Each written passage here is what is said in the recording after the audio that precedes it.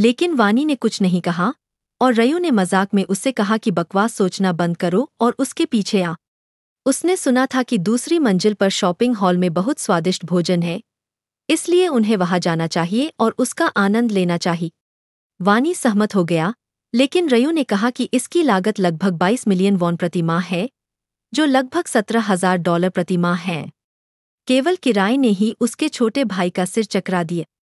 उसने मन ही मन सोचा कि अभी कुछ समय पहले वह मांस की कीमत के बारे में चिंतित था, जो उस समय बहुत महंगा लग रहा था, और अब वे केवल किराए पर इतना खर्च कर रहे हैं। अपने बड़े भाई के पीछे, जो अभी भी उस अपार्टमेंट को देख रहा था जिसमें वे रहने जा रहे थे, वानी ने उससे पूछा कि क्या वे कुछ सस्ता चुन सकते हैं। यह सुनकर रयू ने नकारात्मक रूप से अपना सिर हिलाया और जवाब दिया कि जितनी महंगी सेवाएं होंगी उतनी ही अधिक सुरक्षा होगी, जो आखिरकार उनकी प्राथमिकता थी। हर महीने की पहली तारीख को सभी खिलाड़ी बेहोश हो जाते थे क्योंकि उनकी आत्माएं दूसरी दुनिया में चली जाती थीं, जिससे उनका असली शरीर असुरक्षित हो जाता था, और यह वह अवधि थी जो सभी खिलाड़ियों के लिए सबसे असुरक्षित थी। इस दौरान वे आग या भूकंप जैसी आपदाओं के प्रति संवेदनशील हो जाते थे, लेकिन सबसे बड़ा खतरा प्रलय नहीं था, बल्कि अन्य खिलाड़ियों द्वारा नियुक्त हत्यारे थे। और इसलिए जब समय आता है तो खिलाड़ियों को अपने शरीर को यथासंभव सुरक्षित स्थान पर रखने के लिए तैयार रहना चाहिए। अपने विचारों को समाप्त करने के बाद रयू अपने भाई की ओर मुड़ा, जो पहले से ही थोड़ा शांत हो चुका था, और पूछा कि क्या उसे घर पसंद आए। वानी ने उत्साहपूर्वक उत्तर दिया कि यह सुंदर है और ऐसा लगता है कि वह अभी भी सपना देख रहा था। फिर रयू ने विनम्रतापूर्वक कहा कि उसे खुशी है कि वानी खुश है और उसे यह पसंद आए। अचानक वानी का चेहरा थोड़ा उदास हो गए। फिर उसने अनिश्चित और चिंतित स्वर में अपने बड़े भाई से माफी मांगी। रयू ने उसे असमंजस में देखा, यह समझ में नहीं आया कि वह किस बात के लिए माफी मांग रहा है।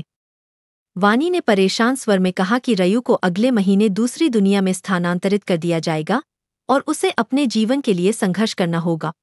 यह जानते हुए वानी कैसे आनंद ले सकता था और खुश रह सकता था, लेकिन इस उदास माहौल को रयू ने तोड़ा, जिसने अपने भाई के कंधे पर थपथपाया और उससे पूछा कि वह इतना उदास क्यों है।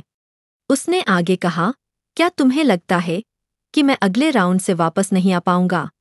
लेकिन वानी ने कुछ नहीं कहा, और रयू ने मजाक में उससे कहा कि बकवास सोचना बंद करो और उसके पीछे चल। उसने सुना था कि दूसरी मंजिल पर शॉपिंग हॉल में बहुत स्वादिष्ट खाना मिलता है, इसलिए उन्हें वहां जाकर खाना चाहिए। वानी सहमत हो गया, फिर भी चिंतित था। तभी अचानक रयू के फोन पर एक मैसेज आए। मैसेज पढ़ने के बाद उसे एहसास हुआ कि यह उन युवकों का था, और रयू उसे अनदेखा करता रहा। अपने फोन को कोट की जेब में रखते हुए उसने उन युवकों से मिलने के बारे में सोचा। अगले दिन नींद में डूबा रयू बेडरूम से बाहर आया और वानी को पूरी तरह से तैयार होकर कहीं जाने की तैयारी करते हुए देखकर हैरान रह गए। जब उसने उससे पूछा कि वह कहाँ जा रहा है, तो वानी ने खुशी से जवाब दिया कि उसने कुछ चावल के केक ऑर्डर किए हैं और उन्हें लेने जा रहा है। गहरी नींद में सो रहे रयू को तुरंत समझ नहीं आया कि वह किस बारे में बात कर रहा था। जहां तक उसे याद है, ऐसा पहले कभी नहीं हुआ था। हालांकि प्रतिगमन यह गारंटी नहीं देता था कि सब कुछ ठीक वैसा ही होगा जैसा कि अतीत में हुआ था, लेकिन यह एक महत्वपूर्ण बदलाव था। अपने छोटे भाई की ओर मुड़ते हुए, जो पहले से ही अपना सामान पैक कर रहा था और जाने वाला था, रयू ने उससे पूछा कि उसने उन्हें खरीदने का फैसला क्यों किया, जिस पर वानी ने जवाब दिया कि वह उन्हें पड़ोसियों को उनके आगमन का जश्न मनाने के लिए उपहार के रूप में देने जा रहा था, क्योंकि उसे लगा कि यह अच्छा शिष्टाचार हो। रयू ने सोच समझकर जवाब दिया कि पड़ोसियों के साथ अच्छे संबंध रखना एक बढ़िया विचार है। अपने बड़े भाई की प्रशंसा से प्रसन्न होकर वानी ने कहा कि वह उन्हें खुद ही पहुंचा सकता है, और कहा कि रयू यहां रहकर आराम कर सकता है। हालांकि रयू ने असहमति जताते हुए जवाब दिया कि उन्हें उपहार एक साथ पहुंचाना चाहिए। फिर उसने वानी से थोड़ी देर रुकने को कहा, जबकि वह अपने कपड़े बदलने चला गए। थोड़ी देर बाद उन्होंने पहले अपार्टमेंट की घंटी बजाई, जिसमें से कुछ सेकंड बाद एक आवाज आई और पूछा कि यह कौन है। चेहरे पर मुस्कान और हाथों में केक लिए वानी ने उन्हें बताया कि वे उसके पड़ोसी हैं, जो हाल ही में यहाँ आए हैं और अब उनका स्वागत करने आए हैं। दरवाजा खोलते ही एक अधेड़ उम्र की महिला ने भी मुस्कुराते हुए उनका अभिवादन किया। फिर यह देखकर कि वे दोनों एक जैसे दिखते हैं, उसने पूछा कि क्या वे भाई है, जिस पर वानी ने मुस्कुराते हुए जवाब दिया कि वे भाई है। महिला को चावल का केक देते हुए उसने उसे सलाह दी कि वे इसे गर्म रहते हुए ही खा ले। उसने खुशी खुशी केक लिया और भाइयों को धन्यवाद दिए। फिर कुछ और समय के बाद उन्होंने अपने पड़ोसियों का अभिवादन करना जारी रखा, उन्हें उपहार दिए और 1 घंटे के बाद वे पड़ोसियों का अभिवादन करने के बाद अंतिम स्थान की ओर बढ़ रहे थे। यह सबसे ऊपरी मंजिल थी और सबसे महंगी और सबसे सुरक्षित थी। जब वानी दरवाजे की घंटी बजा रहा था तो रयू मन ही मन सोच रहा था कि ऐसी जगह पर कोई अमीर परिवार या कोई सेलिब्रिटी जरूर होगा। कुछ देर तक घंटी बजाने के बाद भी कोई जवाब नहीं मिला, जिससे उसे लगा कि शायद घर पर कोई नहीं है। जब घंटी को एक बार फिर दबाने के बाद भी कोई जवाब नहीं मिला तो वह दीवार के पास खड़े अपने बड़े भाई की ओर मुड़ा और थोड़ा उलझन में बोला कि ऐसा लगता है कि यहाँ कोई नहीं है। पीछे मुड़कर देखा तो वे लिफ्ट की ओर जाने वाले थे। लेकिन दरवाजा खुलने की आवाज सुनकर वे पीछे मुड़े। अगले ही पल उन्होंने जिस व्यक्ति को देखा उसने वानी को चौंका दिया, जबकि रयू, थोड़ा हैरान होने के बावजूद, अपना चेहरा ज्यादा नहीं बदला। उनके सामने एक लड़की थी जो दिखने में सुंदर थी और शानदार कपड़े पहने हुए थी, उन्हें समझ से परे देख रही थी। जब वानी ने एरेन को देखा तो वह लगभग चुप हो गया और उसे थोड़ी शर्मिंदगी भी महसूस हुई। वह खुद को रोक नहीं सका और बोल पड़ा कि वह कितनी सुंदर लग रही है, जैसे कोई परी जीवित हो गई हो, जबकि रयू बस उसे देख रहा था, बिना किसी प्रतिक्रिया के उस परी के बारे में सोच रहा था जिसे उसने मार दिया था। लेकिन इससे पहले कि वे दोनों कुछ कह पाते, काले कपड़े पहने यह लड़का एरेन के सामने आ गए। उसका लहजा वाकई बहुत रूखा था। उसने भाइयों से पूछा कि वे कौन हैं, और उसने यह भी कहा कि क्या वे उसके प्रशंसक हैं। यह बात रयू को बहुत बुरी लगी और वह थोड़ा परेशान हो गया, इसलिए उसने अपनी बाहें क्रॉस करके यह स्पष्ट कर दिया कि वे प्रशंसक नहीं हैं और वे आज ही बिल्डिंग में आए हैं। इस बीच वानी को थोड़ी शर्मिंदगी महसूस हो रही थी। फिर वानी, जो बहुत खुश थी, ने दोस्ताना अंदाज में चावल का केक देने की कोशिश की, लेकिन एरेन के बॉडीगार्ड को यह बिल्कुल पसंद नहीं आए। उसने वानी को बीच में टोका और उससे साफ कह दिया कि उन्हें कुछ नहीं चाहिए। सबसे बढ़कर उसने भाइयों से कहा कि वे अपने काम से काम रखें और उन्हें परेशान न करें।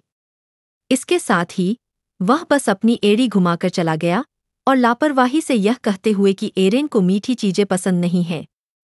भाइयों को बहुत अपमानित महसूस हुआ, यह तो तय है। उसके बाद बॉडीगार्ड ने एरेन के घर का दरवाजा खोला और उसे अंदर आने के लिए कहा। वह उसके पीछे चली गई, लेकिन वह भाइयों को माफी मांगने वाली नजर से देखने से खुद को रोक नहीं पा। अब रयू पूरे मामले को लेकर काफी नाराज हो रहा था। उसे शायद पता नहीं था कि ये लोग कौन थे, लेकिन उस आदमी का असभ्य व्यवहार उसे बहुत परेशान कर रहा था। दूसरी ओर वानी अभी भी वहीं खड़ा था, लगभग गवाह, और यह सिर्फ इसलिए नहीं था क्योंकि उसे अपमानित महसूस हो रहा था। ऐसा इसलिए था क्योंकि उसे एहसास हुआ कि जिस महिला को वह देख रहा था वह कोई और नहीं बल्कि उसकी आदर्श एरेन थी। उसकी आंखें खुशी से चमक उठीं और उसे यकीन नहीं हो रहा था कि वह असली महिला को देख रहा है या नहीं। जबकि रयू उलझन में था, सोच रहा था कि वह कौन है, एक अविवाहित कुंवारी और एक गृहिणी होने के नाते वह प्रसिद्ध लोगों के बारे में ज्यादा नहीं जानता था। वानी फिर उत्साह से रयू को समझाती है कि वह एरेन है और रयू उलझन में पूछती है कि एरेन कौन है। फिर दृश्य बदल जाता है और हम एरेन को अपने सोफे पर बैठे हुए अपने फोन पर समाचार देखते हुए देखते हैं। समाचार इस बारे में रिपोर्टों से भरा हुआ है कि कैसे कुछ प्रसिद्ध अभिनेता रातों रात दिल के दौरे से रहस्यमय तरीके से मर गए और वह पहचानती है कि उनमें से कुछ उसके दोस्त।